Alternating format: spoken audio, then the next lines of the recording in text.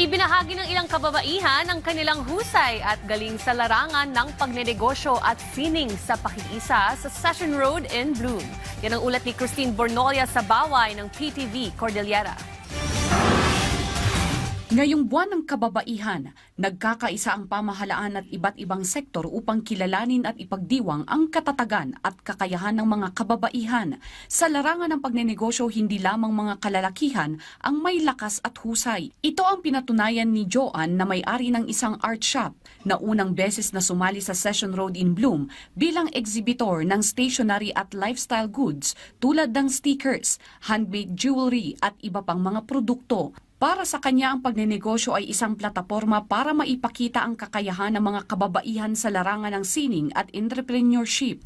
I believe that women actually supports each other like a lot, and it helps like this, the hardship when it comes to being in the entrepreneur world if you're a woman.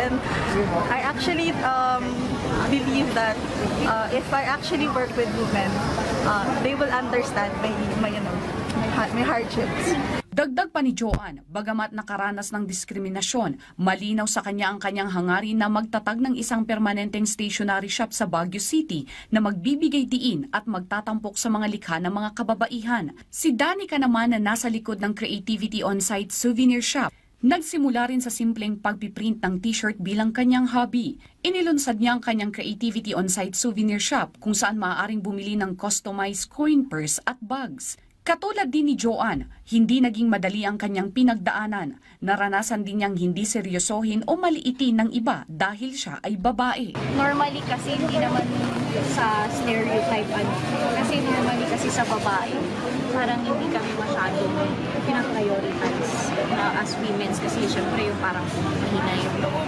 Hindi nila alam baliktad. Kami talaga yung malakas yung loob. Kami talaga yung kung saan-saan pwede mo kami ipunta, pwede mo kami ibato, kaya na. Para kay Danica, ang pagiging babae ay hindi isang kahinaan, kundi nagpapakita ng isang kalakasan. Sa likod ng mga masisipag na nagtitinda sa Session Road in Bloom, makikita ang mga kwento at determinasyon ng mga babaeng negosyante na nakikibahagi at nagsusumikap sa kabuhayan.